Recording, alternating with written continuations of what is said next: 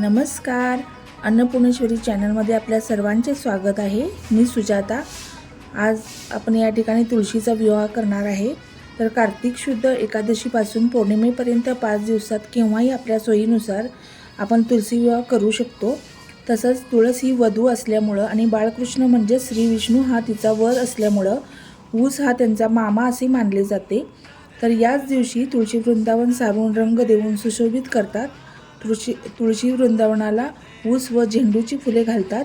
तुळशीच्या खोडापाशी आवळे चिंचा ठेवतात। संध्याकाळी ब्राह्मणास बोलावून शास्त्रोक्त विवाहविधी करून भगवान विष्णूबरोबर तिचे लग्न लावतात। श्री विष्णूस तुळस अत्यंत प्रिय आहे। तुळशीच्या एका पानाने श्री विष्णू जेवढे प्रसन्न होतात तितकेच दुसऱ्या कोणत्याही पदार्थाने होत नाहीत। श्री विष्णूची तुळशीच्या पानाने पूजा केली तर पुष्कळ व्रते, यज्ञ, जप, होम केल्याचे पुण्य मिळते। तर या ठिकाणी आता आपण पूजेची मांडणी करून घेतलेली आहे आणि त्याच्यावरती आता तांदळाची आरास करून घ्यायची चाललेली आहे।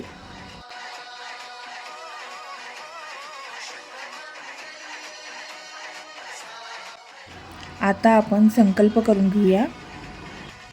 ओम केशवाय नमः, ओम नारायण नमः, ओम माधवाय नमः,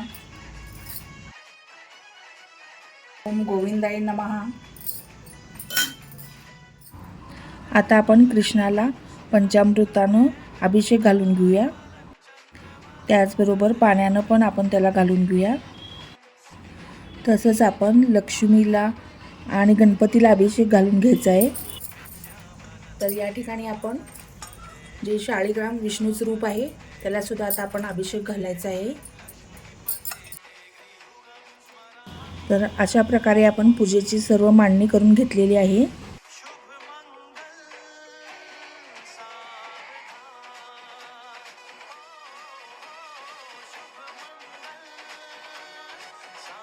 तर या ठिकाणी लग्नामध्ये जे अलंकार असतात ते आता अलंकार इथे ठेवलेले आहेत।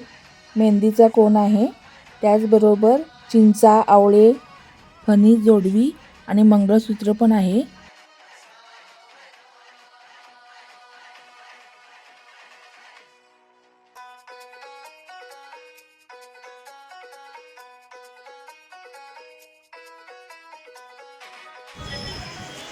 तर या ठिकाणी आपण तुळशीचे जे अलंकार आहेत लग्नामधले ते सर्व घालून घेतलेले आहे।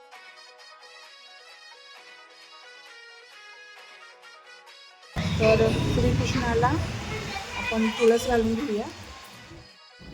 तर या ठिकाणी आता आपण तुळशीचं लग्न आणि पूजा करून घेऊया। या ठिकाणी खूप वारं सुटलेलं आहे, त्यामुळे जेवढ्या मला होतात तेवढं मी आता लावून घेते दिवे।